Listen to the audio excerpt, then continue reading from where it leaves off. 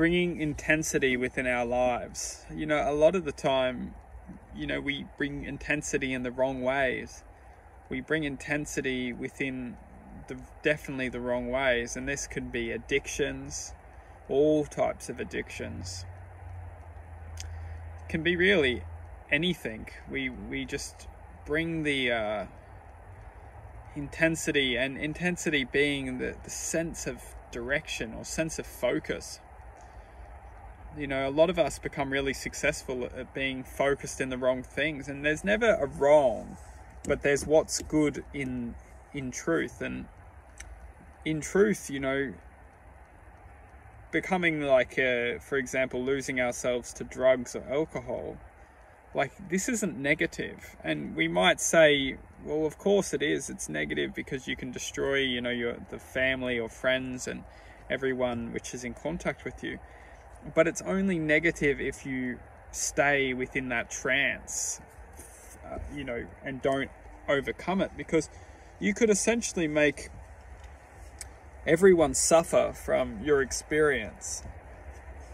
But the truth being is that as long as we learn to heal, we have the chance to give back every essence of that suffering that we once caused in the form of love. We can actually start to comprehend that, wow, all the suffering that I essentially provoked from my learning experience, like how can I give that back? You know, what can I do to share that you know, that with someone else? So you know, and this is the magic of starting to acquire a sense of determination to focusing our attention or our presence within a higher form of essentially a higher form of love. Because the world that we're living in promotes judgment and anger. It promotes a sense of toxicity of the soul.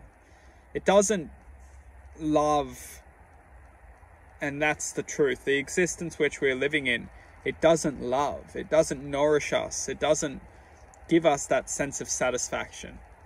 And if we want to truly be nourished, or if we want to truly develop that sense of satisfaction, we need to go out in search of it. We need to start to examine,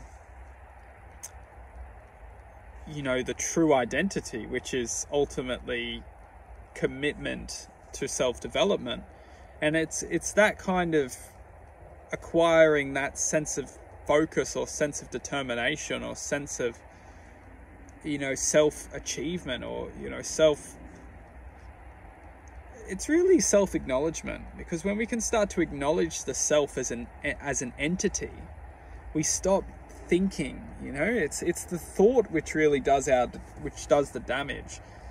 Because when we start to acknowledge the true self, or the force of the heart as its own entity, we can actually start to grow this entity, and we can start to form the truth of the entity, which is existence itself. And once we start to acknowledge that, you know, the heart, or the heart has connection to ultimately existence, we can choose the heart.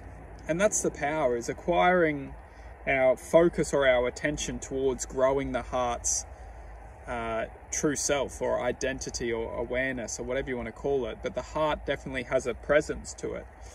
And when we learn to harness this presence, we ultimately learn to be guided and be directed into the channeling of the true self.